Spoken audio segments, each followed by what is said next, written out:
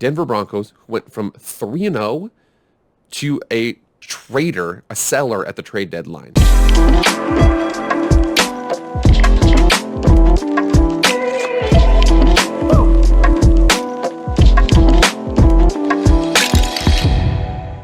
What is going on, everybody? It is Jake with Master Football, back at it again. Happy Tuesday. Thank you so much for being here for Raider Tuesday. If you've never been here before, this is Jake with Master Football. All things pro football, college football, video game football, anything related to American football we discuss on the show right now. Please, please, please, emphasis on the please. Please subscribe to the channel. Please like it. Please share it. Please comment. Anything like that really helps that engagement.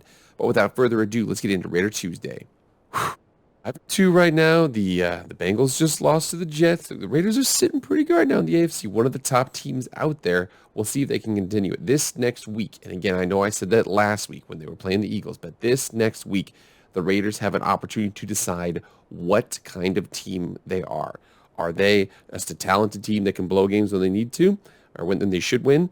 Or are they a team that actually can get it done? I think that that's what separates what the Raiders can be from what they should be. Is in years past, they've been able to win games, but and beat any team, but they could also lose to any team. I keep on going back to that drubbing in Atlanta they had last year. Basically, what I'm trying to say is that Raiders, the good teams and the coaches that continue, win games that they're supposed to win.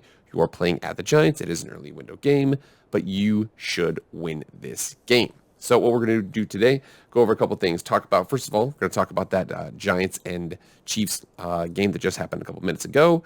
For me right now, review a couple of things. There's an article on who's close to returning from injured reserve, a couple transactions here and there. Also, the trade deadline is going to be today, 6 hours from after this releases, so it's going to be 4 p.m. Eastern Standard Time when the trade deadline occurs. We'll see, who's kind of going to be available roughly out there in the ether, and whether or not it would be a good idea for the Raiders to trade for them, and then also, just kind of seeing what we expect for the betting odds for the game against the Giants. So let's get into it. So here we are, 17-20, the Chiefs versus the Giants. And unfortunately, the Giants played as well as they could have. The Chiefs, Patrick Mahomes had one terrible interception. I don't know if it was, Josh Gordon off of his head or through his hands or this or that, but it was just bad. But Daniel Jones played his heart out, actually had a better QBR than our dear friend, Mr. Patrick Mahomes. But the Chiefs were able to rush the ball, 27 carries, 107 yards versus 20 for 72. I love me some Devontae Booker, former Raider there. The Chiefs were able to eke out that win. The Giants in the last drive just could not get the ball down the field. Daniel Jones kept on checking it down, things like that. It just was not an efficient game for them. So the Chiefs ultimately win. The Giants are 2-6. What worries me, though, is that they're a desperate football team. And again, any sort of desperation, 3-6, you can at least still talk because the NFC wildcard situation is wide open. The AFC wildcard situation is a little bit more well-established, we'll say. So we'll see what happens there. But I know that right now, I'm telling you right now, anything that worries me is that the Giants, this is a desperate football team. Here we are on the Las Vegas Chronicle here. Raiders injured reserve update. Arnett, Incognito, and Mullen all nearing return. Emphasis on the nearing. And again, they have several weeks to decide whether or not they want to come back or not. But they are getting close to that. Arnett, Mullen, just some defensive backs on the outside. We had Brandon Faison. And I want you to know, Brandon Faison on October 6th. So just last month, so a month ago today, he was on the San Diego Chargers. But he was on their practice squad, and then we brought him up, and now he's starting. So we desperately need Trayvon Mullen and Damon Arnett back. We want them in that starting lineup because right now, I mean, for us, signing dudes off the street who are starting for us. I also think it's a big thing for Incognito to get back into the game. Our guard position has been a little all over the place. John Simpson's been there. Leatherwood's been playing. But if any of them get injured, then we kind of Jermaine Illumineur or whatever the hell his name is.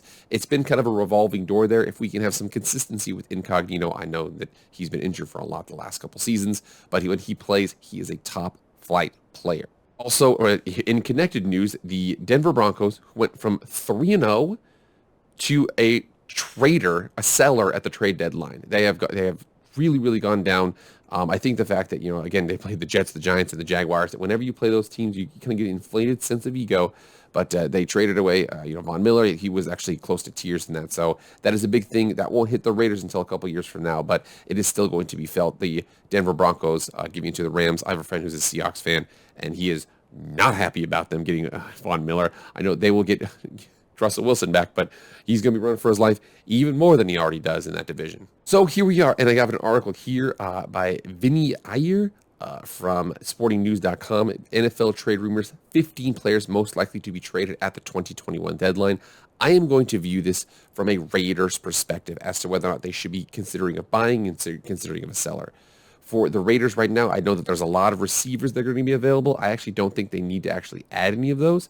There are a couple other plays, though. I want to check this out. So Deshaun Watson, unfortunately, this still has those pending investigations. It's all up in the air. I don't know what's going on there. But we have Deshaun Watson, Tua Tagovailoa. They're both on the trade block per se. And again, that's rumored. But I don't think the Raiders have any interest in them. Emmanuel Ogbah for the defensive end for the Dolphins. Now, the Dolphins, the Raiders played them earlier this year. They don't play them, the remainder of the season, or I don't know if they play them next season or not. But in essence, the Dolphins are now sellers right now. It's toward the trade deadline, and you're going to see a couple Dolphins here on this list. But I don't see them trading for them. Their defensive line is actually pretty solid. Maybe an interior run stuffer that could be an available guy, but a defensive end, probably not. Allen Robinson, receiver, probably not going to happen. Andre Dillard, this is an interesting one. Whether or not the Eagles, what's happening right now is Jordan Mailata is the left tackle, Lane Johnson is the right tackle. The 2019 first-round pick has become a fading reserve. If they want to collect something back from him, he might be something they could move at the trade deadline. They don't really have anything right now. Again, who knows? Maybe the Eagles think that they are a player and want to hold him onto him. Or maybe the Raiders feel like, dude, if we can upgrade our tackle position, we do currently have Brandon Parker, who we're just not 100% sure about. That is a possibility. If the Raiders are going to make a trade for somebody, I suspect Andre Dillard would be one of the first people that they do call. Melvin Gordon for the Broncos. Broncos aren't going to trade somebody in division. Just not going to happen. Marlon Mack is available, but I do know that, I think that the Raiders are good at running back right now. So I don't think that Marlon Mack is available. Kyle Fuller in division corner would be a good addition, but probably not going to happen.